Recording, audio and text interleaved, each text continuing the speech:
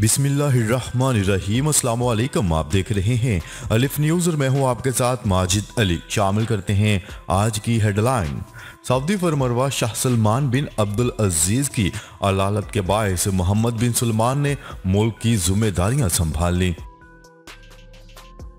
अगली जंगों में जोहरी नहीं लेजर हथियार इस्तेमाल होंगे। अमेरिका का हाई एनर्जी लेजर हथियार का कामयाब तजुर्बा। 9 साल में पहली बार बांग्लादेश के वजीर वफ्द के हमरा पाकिस्तान आएंगे। तालिबान का गैर मुल्की इमदाद के बगैर कौमी बजट तैयार करने का दावा। अमेरिका ने रूसी मुतालबात मुस्तरद कर दिए। जारहियत के संगीन नतायज भुगतना होंगे नेटो की धमकी। OIC वज़रा खारजा इजलास सेक्रेटरी समेत मेहमानों की आमद का सिलसिला जारी। दुनिया की नजरें पाकिस्तान पर। यूरोपीय यूनियन के सफारतकारों ने ईरान से जोहरी मुआहदे को फौरन बचाने की अपील कर दी। फेसबुक ने इसराइल और भारतीय कंपनियों पर पाबंदी आयद कर दी। पाकिस्तान और दुनिया भर की खबरों से बाखबर रहने के लिए अलिफ न्यूज़ को सब्सक्राइब कर लें और बेल आइकन को क्लिक करना ना भूलिएगा। नाजरीन, अपनी आरा का इजहार कमेंट सेक्शन में लाजमी कीजिएगा। हेडलाइंस आपने जानी, अब बढ़ते हैं खबरों की तफसीलात की तरफ। सऊदी अरब के 86 साला फरमरवा शाह सलमान बिन अब्दुल अजीज़ की अदालत के बायस मुमलिकत की तमाम तर जिम्मेदारियां 36 साला वली अहद शहजादा मोहम्मद बिन सलमान ने संभाल ली। आलमी खबरसां इदारे AFP की रिपोर्ट के मुताबिक वली अहद शहजादा मोहम्मद बिन सलमान ने अपने बुजुर्ग और बीमार वालिद की रियासत के बादशाह होने की ज्यादातर जिम्मेदारियां अब खुद संभाल ली हैं। वो सऊदी अरब के बेताज बादशाह बन रहे हैं। याद रहे कि सऊदी फरमरवा शाह सलमान बिन अब्दुल अजीज की रियाज में एक गैर मुल्की ओहदेदार के साथ आखिरी मुलाकात मार्च 2020 में हुई थी, जबकि इनका आखिरी बैरून मुल्क सफर जनवरी 2020 में सुल्तान काबूस की मौत पर ताज़ियत के लिए ओमान का था।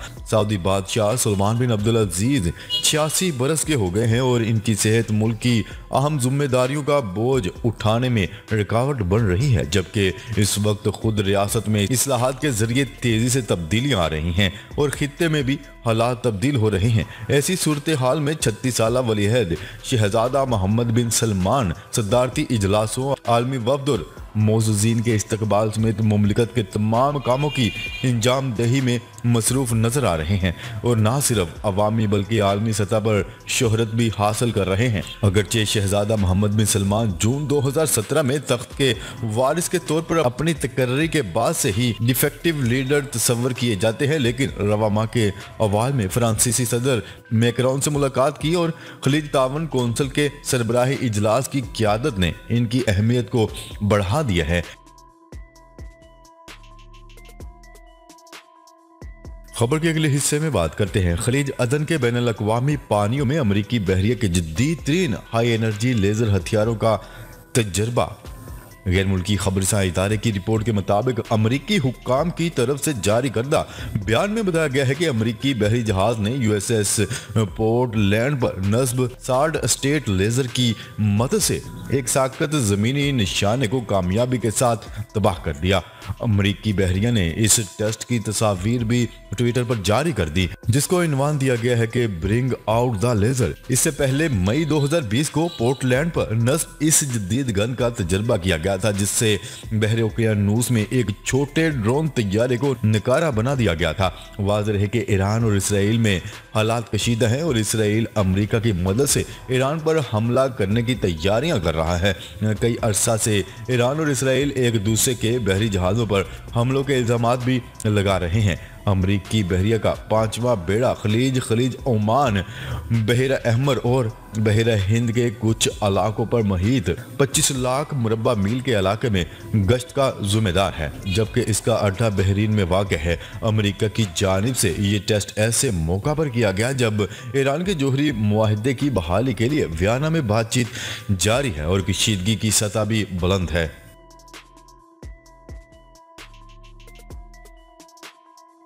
खबर के अगले हिस्से में बात करते हैं। 9 साल में पहली बार बांग्लादेश के वजीर वफ्द के हमरा पाकिस्तान आएंगे। बांग्लादेश के वज़ीर खारजा के वजीर मुमलिकत और सेक्रेटरी खारजा पाकिस्तान पहुंचेंगे। बांग्लादेश का वफ्द अफगानिस्तान पर OIC के खारजा कौंसिल की गैर मामूली कॉन्फ्रेंस में शिरकत करेगा।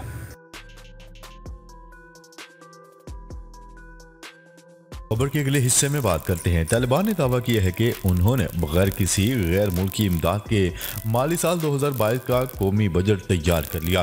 फ्रांसीसी खबरसा एजेंसी की रिपोर्ट के मुताबिक वजारत खजाना का दावा है कि उन्होंने कौमी बजट 2022 का मसवदा 2 दहाइयों में पहली बार गैर मुल्की इमदाद के बगैर तैयार कर लिया है। AFP की रिपोर्ट के मुताबिक अफगान वजारत खजाना के तर्जुमान अहमद वली ने बजट का हजम नहीं बताया, लेकिन इनका कहना था कि बजट का ये मसवदा शाया होने से पहले मंजूरी के लिए काबीना के पास जाएगा।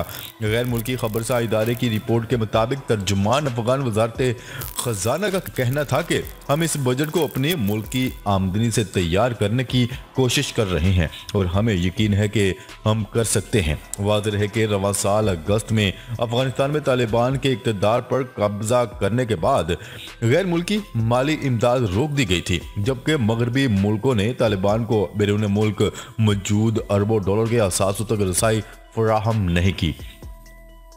इसके अलावा 2021 का बजट गुज़िश्ता अफगान हुकूमत ने IMF की रहनुमाई से तैयार किया था।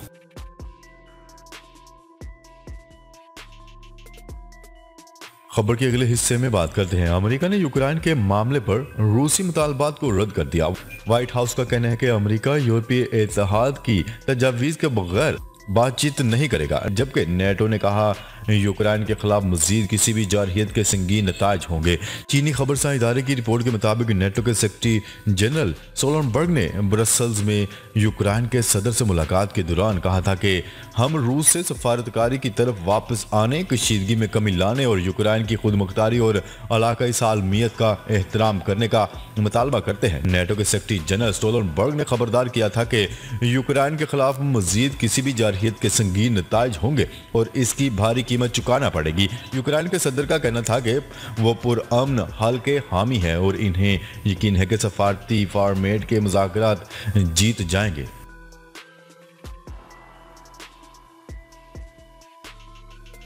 खबर के अगले हिस्से में बात करते हैं। इस्लामी ममालिक की तंजीम OIC के वज़रा ख़ारजा इजलास में शिरकत के लिए मेहमानों की पाकिस्तान में आमद का सिलसिला जारी। OIC वज़रा ख़ारजा कौंसिल के गैर मामूली इजलास की तैयारियां मुकम्मल कर ली गई हैं और मेहमानों की आमद का सिलसिला भी जारी है। गुज़िश्ता शब OIC के सेक्रेटरी जनरल हुसैन इब्राहिम ताहा इस्लामाबाद एयरपोर्ट पहुंचे, जहां उनका इस्तकबाल वज़ीर मुमलिकत फ़रोग हबीब ने किया।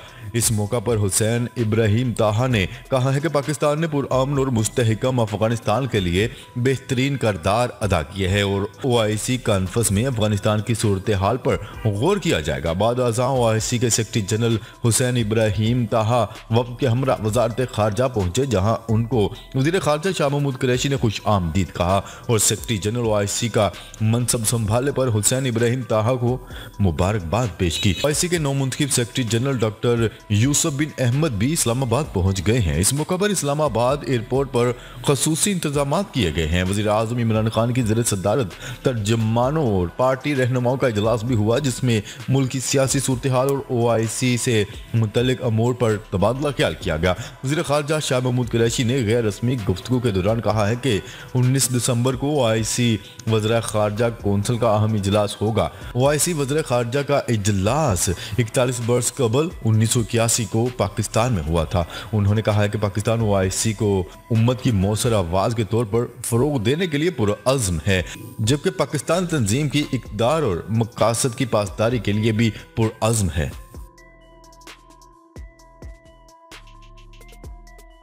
खबर के अगले हिस्से में बात करते हैं। यूरोपीय यूनियन के सफारतकारों ने ईरान से जोहरी मुआहदे को फौरन बचाने के लिए अपील कर दी। उन्होंने जोहरी मुज़ाकरात के इल्तवा को मायूस कुन करार दे दिया। वियना में जारी जोहरी मुज़ाकरात जुमे को 10 रोज के लिए मुलतवी कर दिए गए। यूरोपीय यूनियन के नुमाइंदा एरिक मोरा ने ईरानी जोहरी मुज़ाकरात के 7वें दौर के इख्तिताम पर जुमे के रोज़ एक प्रेस कॉन्फ्रेंस से खिताब करते हुए कहा कि मुज़ाकरात मुलतवी किया जाना मायूस कुन है। उन्होंने कहा है कि ईरान ने यूरेनियम अफज़ूदा करने का सिलसिला जारी रखा हुआ है और किसी मुआहदे पर इत्तफाक राय के लिए हमारे पास अब महीने नहीं बल्कि सिर्फ चंद हफ्ते बाकी रह गए हैं। 7वें दौर की बातचीत के इख्तिताम पर यूरोपीय मुज़ाकरातकारों ने जुमे के रोज़ ईरान से कहा है कि वो सन 2015 के जोहरी मुआहदे को बहाल करने के लिए तेजी से आगे बढ़े।